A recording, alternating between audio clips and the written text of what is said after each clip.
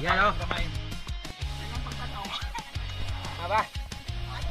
Tayo guys. Ayan, sinabaw.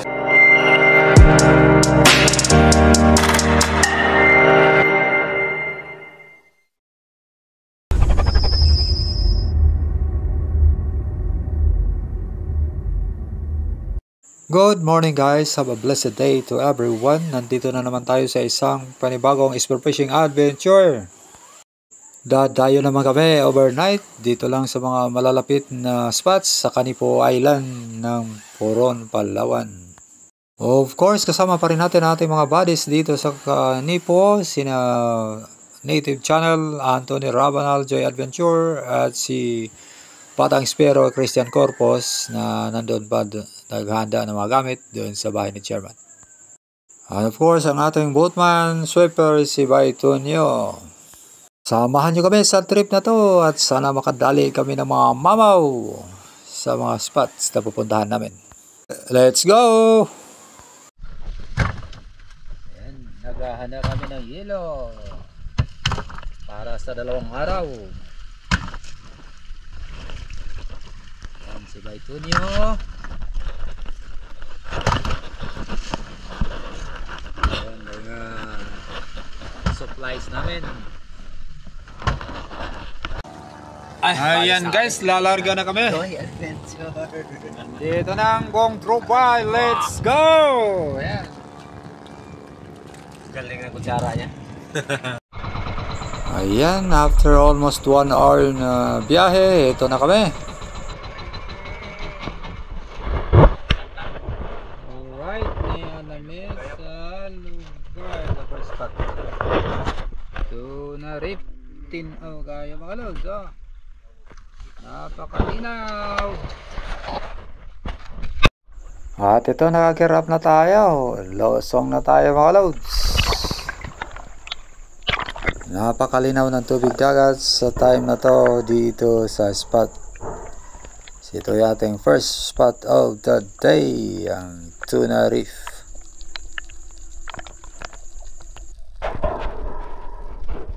So ito ang aking first drop, warm up drop ko ito para masanay ang aking sistema sa bagong environment. So check muna natin ang ating equalization para makapag-adjust tayo sa pressure sa ilalim ng tubig dagat. At ito napakalinaw. So sana mayroong mga mamaw na dadaan. Siyempre ready na tayo just in case, no? Kahit ito ay isang warm up drop pa lamang. Medyo maganda naman ang fish activity dito sa ilalim. Mayroon pa tayong nakikita mga maliliit na mga golden trivalis o golden spotted trivalis. Pero medyo undersized pa, hindi natin muna ito titirahin. Ayan, napakaamo pa naman nila. Malapit talaga, hindi sila treated. Pero pass mo na sa kanila, medyo maliliit pa talaga. At ito, may isang sweet lips na lumapit. Kaya ito tinira natin. Kaya lang nakawala. Sayang. So yan ang ating unang sablay sa ating first drop para sa araw na to.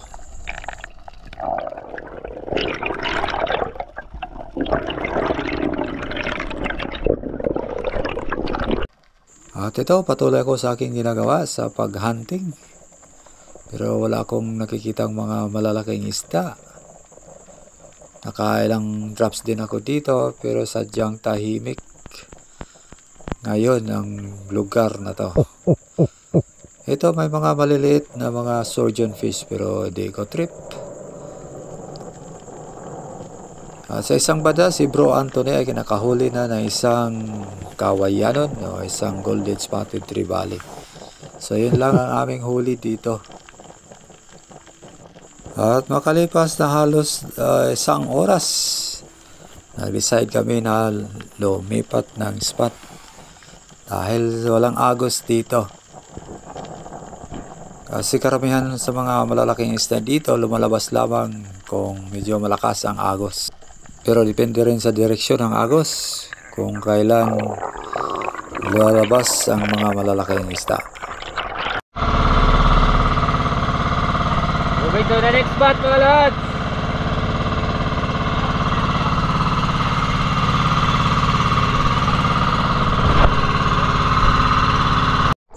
At ito, drop na naman para sa ating first drop dito.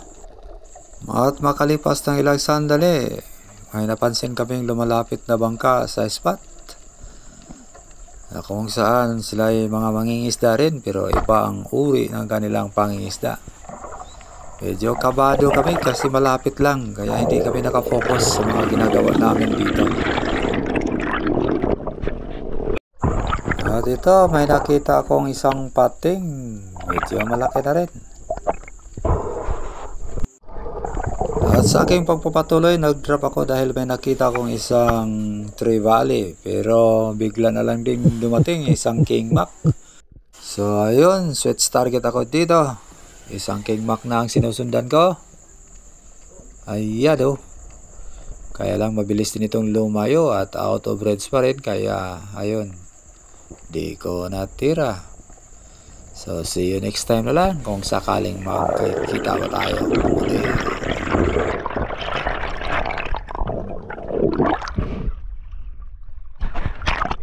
At dito binabaan ko ang mga malalaking pumphead parrot fish. Balak ko talagang pumitas kahit isa man lang nito. Kaya lang sobrang laki nila. Ito sinusundan ko lang sakaling makakuha ako ng magandang range. Kaya lang mabilis din itong lumangoy pero malapit na ako talaga. So 4 na piraso pero sadyang malalaki talaga. Nasa mahigit 15 kilos siguro ang bawat isa nito. Kaya hinayaan ko na lang na makaalis. Hindi pa naman ito bawal sa ating bansa. Ang maming lang talaga ang bawal. So far sa mga parrot fish, goods pa, wala pang problema. Although may mga LGUs na nagbabawal pero hindi ka ito national law. So ito na nga ang sinasabi ko kanina na mga mangingisda na gumagamit ng illegal na paraan. Mga dinamitero po mga yan mga lods. So itong dahilan na hindi kami nakapag-focus sa aming paghunting. Kahit yung mga kasama ko naputukan doon sa ilalim. Ayan o.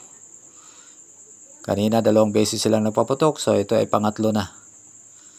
Pagkatapos nito, bigla na lang sila ding umalis. Pagkatapos sumisid ng sandali. At may nakita kaming mga lumulutang pa na mga isda. So yan po ang mga ginagawa nila dito. Ayan mga lods. Video. Ako na, sige ka muna istorya. Unlock na niya, unlock. Wala, basta kayo maniyon po. May pangakot eh. Unlock na tungkol. Yan ako ah. Mara. Sawan. Nagdama ko plato. At ito, nagpatuloy kami sa paghunting. So sumisid naman ako. Makatapos na ilang drops, napunta ako sa area na to. At medyo maganda ang fish activity dito. Mababaw lang, nasa mga 15 meters. At ito, pansin natin na maganda ang visibility. At ito, nag-enjoy na lang ako habang naghihintay kung sakaling may dadaan dito.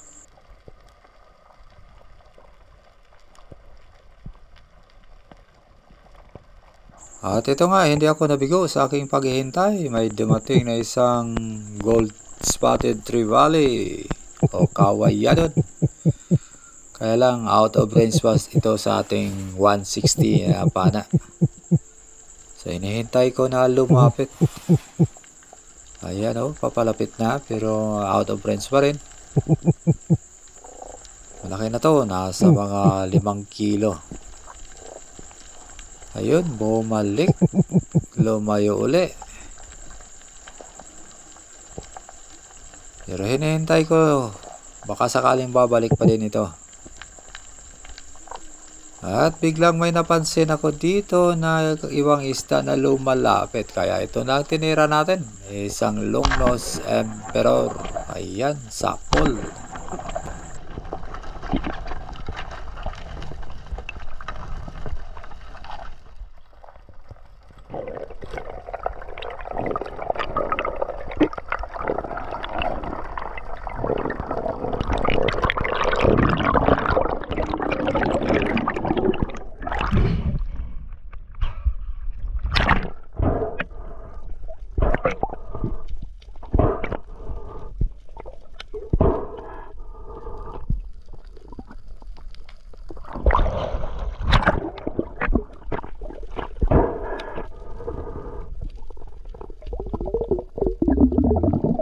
At ito, sinecure ko na ang aking first fish of the day. Isang long nose o long face emperor. Dugso naman. Ang local name dito sa Palawan. At dahil napansin ko na may mga kasama pa to, binabaan ko uli. Patapos kong may bigay sa boatman ng isda. At ito, dahan-dahan akong nag-drop. Pumwesto. Mag-set up na naman ako ng ambush dito dahil ang target ko ay yun pa rin, ang kasamahan ng mga long nose emperor o dugso. At yun nga, banda sa aking kanan, dumating yung mga dugso. 3 piraso ang napapansin ko, kaya ito, naghintayin lang ako kung sinong unang lalapit. Ayan, yung sa gitna ang tinira ko, sapol mga lods. At dahil hindi ko nahigpitan ang aking reel, medyo nakahila ito.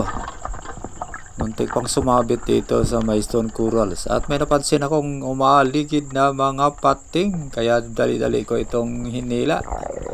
Ito ang exciting parts mga lods. So first time ko na naka-experience ng ganito. 2 malalaki yun, ng isang huling dumating ang malaki.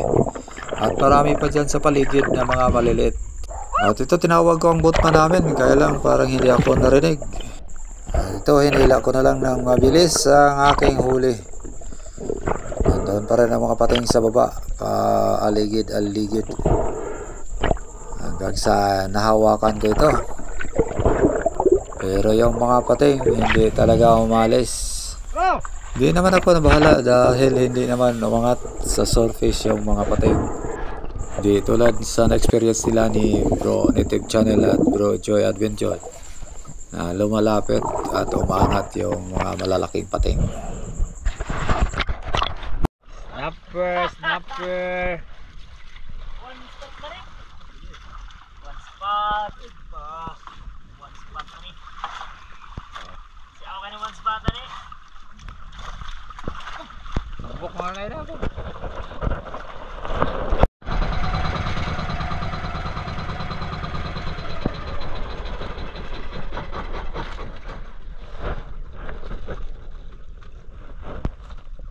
So, third spot namin guys, dito kami magpapalipas ng gabi. Na-night dive kami mamaya. Check muna natin. Tayo na tayo ilang sandali. Quick dive. 54%. Oh, man. Ako kayo mga lods.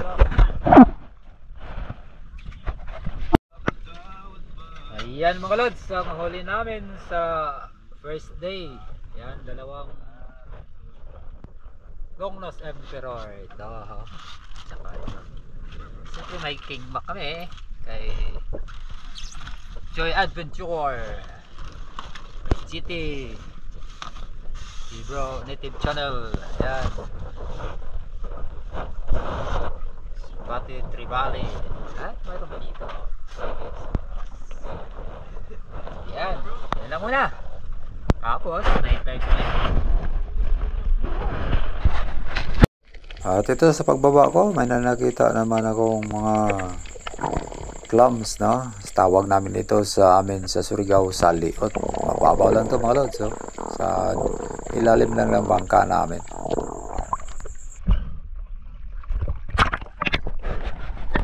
At ito, umabante ako at may nakita kong grupo ng mga parrotfish. Mayroong mga malalaki sa grupo.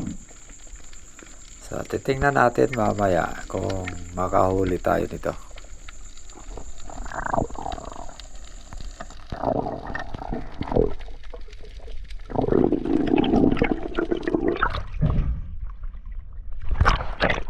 At ito, may nahuli akong isang double line mackerel or short mackerel. Ito yung kakaiba ang amoy pag niluto. Pero masarap naman ang isda ito. Ayan po, hapunan muna kami mga lods. Kami lang dito kasi wala naman kayo dito eh. Alright. Yan, inihaw na Sir. 1 dot green bass. Sabar bro. Tsaka sabaw ng palaguno. Yes, yung pakuso. Kayo mag night time.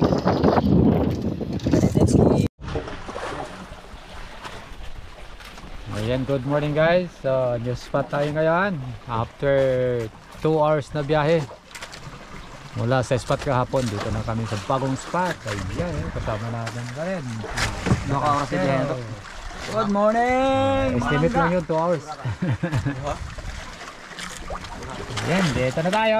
So, first time kami lahat dito. So, let's see kung anong ibibigay sa amin. Yeah!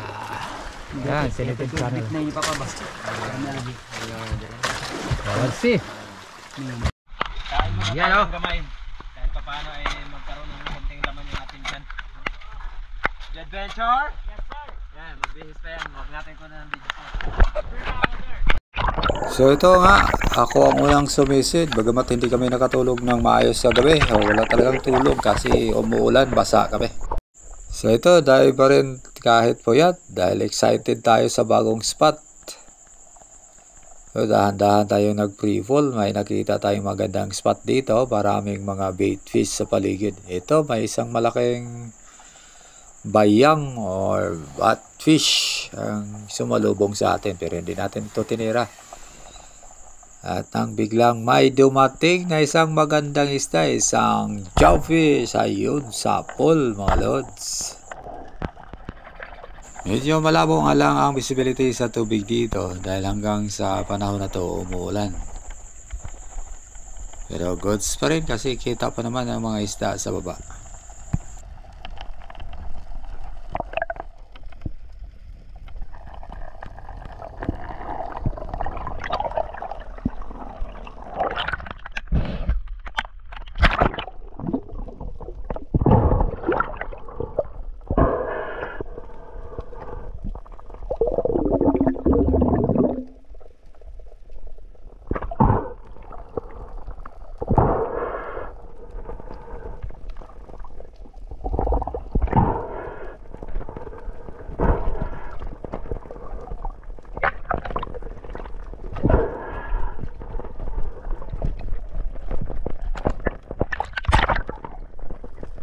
At ito, na-secure ko na ang aking first fish of the day, isang green job fish. At ito, binabaan ko ang isang GT or Giant Trevally. Nasa mga 5 kilos lang ito. So dahan-dahan akong bumaba, sinundan ko ito pero lumayo naman. So out of range, di natin maklose ang gap, kaya ito. At ito, hinayaan ko na lang na lumayo, hindi ko na tinira. Sayang din naman kung hindi ko ito matamaan o kaya makalawala pa. Ilang beses din akong pabalik-balik sa pag-drop dito dahil may nakita akong isang red bass pero sadyang mailap. Pero hindi ko muna iniwanan ang spot na to.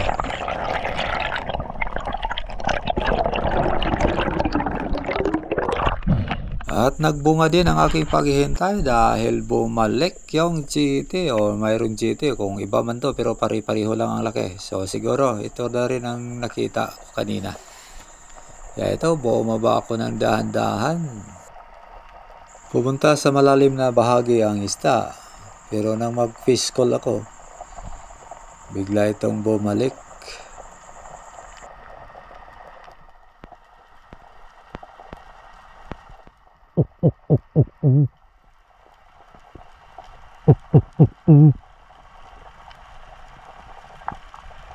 Kaya ito, inintay ko ang kanyang pagdating at yan, sapol.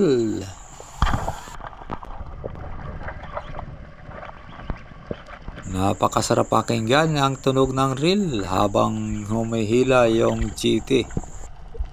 Hindi ko na binigyan ng linya o reel line ng aking isda. Baka sumabit pa sa ilalim. Kaya hilaan na to sa magandang laban ang kanyang ipinamalas. Talagang malalakas ang mga GT mga lods.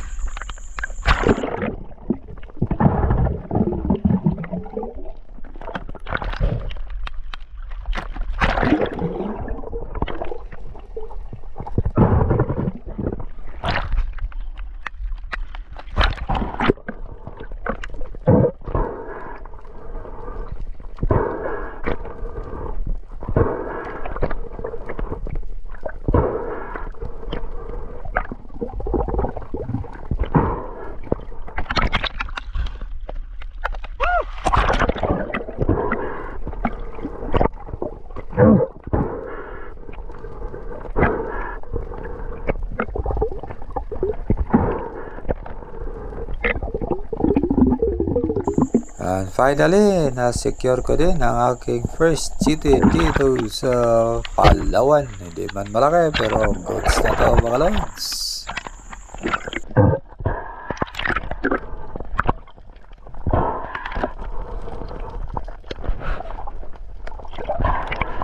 Samantala kong iniwan ang spot na to at ito may natira si Bro Native Channel na GT. Binigyan ko ng second shot para sigurado.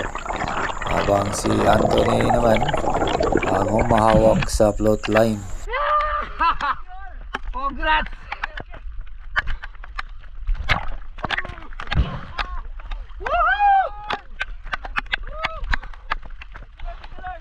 Ako gibiyan na kay spot kaya na nakakuha na ko isa niya. Damay? Oh, ako magibiyan. Sa iya de. Ay, ako was. Ha? Gani dagko.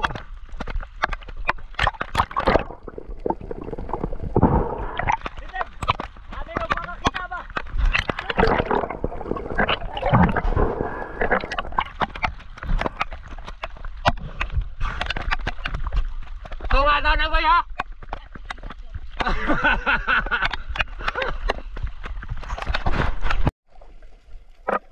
At sa aking pagpapatuloy, ito, may binaban ako dito ang isang malaking coral trout. So, free fall pa rin. Free fall pa rin ang ginawa ko dito para hindi mabulabog ang isda sa baba. Ito, dahan-dahan lang, smooth glide.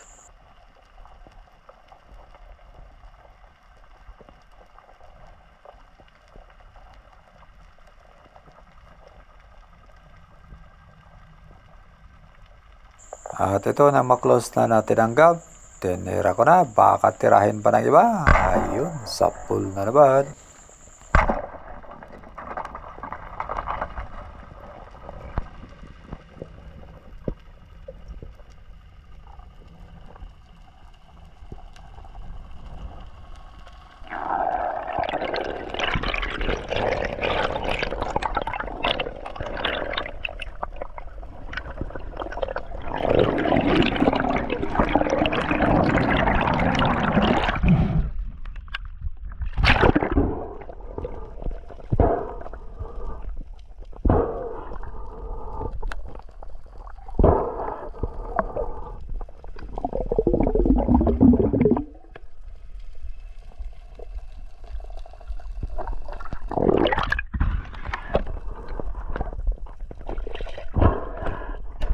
Ito, umakyat ako sa bangka para lilipat kami ng pwesto sa kabila. So ito guys, ang huli namin sa bagong spot to, naka GTC Bro Native Channel.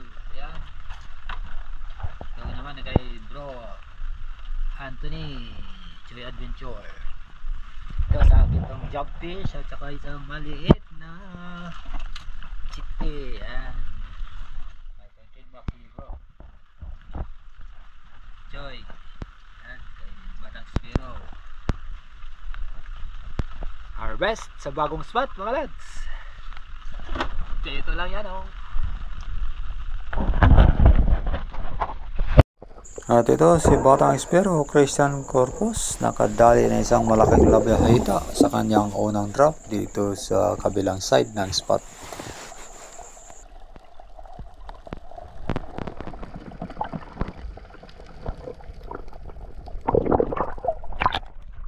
Dagan?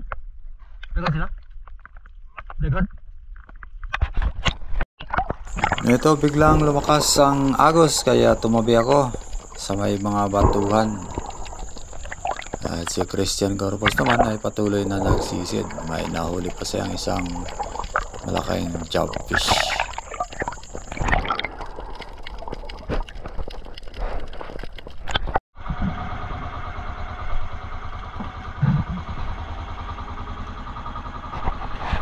Ito, lumipat naman kami sa isang old spot after mga 30 minutes ang biyahe mula sa first spot namin. At dito binabaan ko ang grupo ng mga barakuda na mga maliliit. Medyo malalim ang spot kaya dahan-dahan lang. Medyo malamig pa ang panahon ngayon. Ito, patuloy ko pa rin sinusundan ang galaw ng mga isda o ng mga maliliit na barakuda. Sinusubukan ko na ma-close ang gap.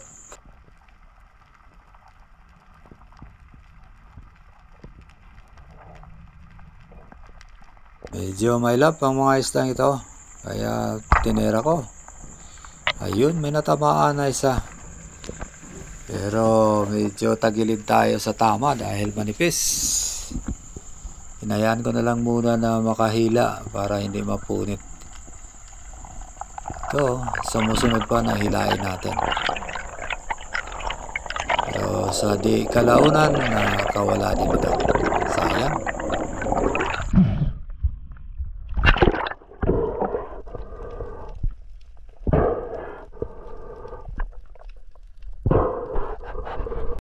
Mula sa surface may napansin akong isang GT sa baba, kaya ito sinundan ko. Pero medyo mabilis ang langoy.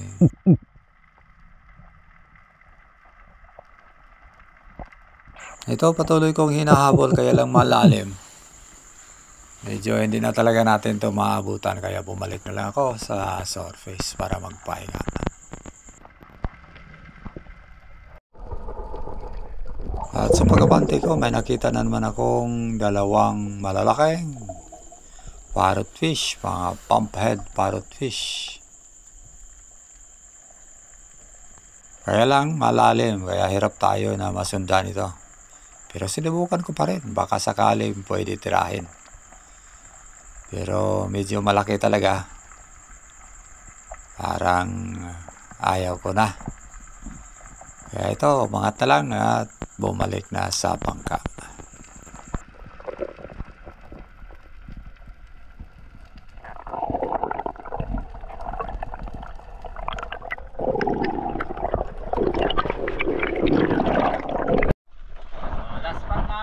Walang huli, walang agos. Mayroong GT, ayaw naman magpahuli. Pictorial mo na sila sa mga huli nila Ayan po. Lugduan pa lang. Ayan mga lods, yun ang malaking GT ni Native Channel. Ayun ang lapad. Pero siyempre nakasikansya tayo dyan Oo, hati sila. Hati kami dyan.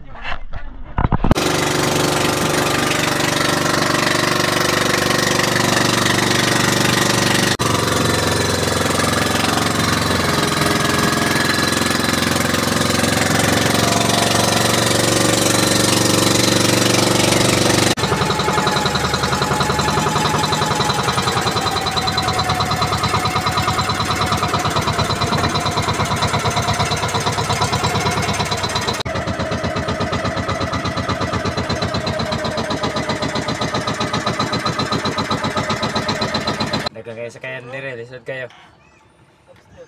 Alright, nandito na kami mga lods. Lobster nga. Pagkatapos sa dalawang araw na pangingisda, spearfishing sa Dayo. Ayan back to Kanipo na kami ngayon. With the Troop Crew, Native Channel, Jail Adventure, Batang Spiro, and Byton. Yo! Ayun. Ayan mga lods, ang huli namin kahapon at ngayon at saka kagabi Ayan. Kunti lang.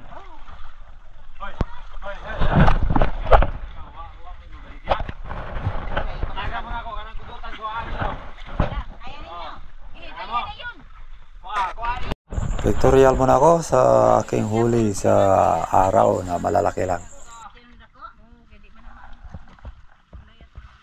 Imuha na. Aw. Aw imuha ya pa na. Ako man siguro na ba? Kala ako na diha na ibo maglibo niya ng mga kuan na mga supporter. Viewers.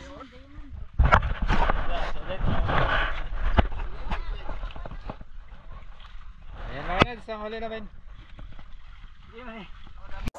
So yan ang kita namin mga lods. Naka 10 plus kami. Minus sa advances. So yan po. Grabe kayo. Aray ko. Grabe. Kayo ang tungol. Sila yung mamsa natin. Ay, tayo, guide. Ayan, sinagpaw. Inihaw. Steve Channel. Boy Silly! Alright guys, shout out muna tayo sa ating mga kaibigan na patuloy na sumusuporta sa ating munting YouTube channel. Kay Spero Wannabe ng Bohol. Salamat bro, dive safe always. Shout out din Bon Portales, Tatay Ontoy, Fuji Edward, and Quezon Province. Maraming salamat sa suporta mga bro. Shout out sa diha kang Jolmer Dianopra, Malimono, Surigao del Norte. Salamat ka daw sa suporta bro. Amping permi. Shout out din Miko Nakano at Rivando Sialongo from Las Piñas City, Manila. Maraming salamat sa suporta. God bless. Shout out din ka Salom TV. Thank you so much bro sa support. God bless. Shout out din Johnny Jaiktin. Thanks a lot sa support bro. God bless. Shout out din kay Eddie Muradas. Keep safe always bro. Salamat. Shout out din kay Uncle Atan sa Adventure. Salamat sa suporta. God bless. Shout out sa akong amigo Vladimir Baldomero, ang gwapong maestro sa Surigao City. Amping permi bro. Shout out sa tanang trupa diha sa Surigao City kang Engineer Edronin Sobo. Kumusta Engineer? Janjanar City. Dave Elano Marcos. Ang sa tanang trupa diha sa Barangay Ipil, Manong Bini, Kukoy, Tubal, Juan, Manong Carlos, Bay Dani. Kamusta mo dihang tanan sa Surigao? Bay Alan Sagu, nila ni Jinda, Marby Luloy, og sa tanang mga gwapa diha sa Marby Store. O shout out sa Cagadas family sa akong mga ginikanan diha sa Marcelina, Bayugan City, kang Nanay Christine Tatay Adjong, sa akong mga igsoon Manang Carmen, Gina, Jermel, Manoy Rupino, o kang Bro Rowell dito sa Davao. Kumusta kamo tanan? Amping permi. Di ako karon sa Palawan.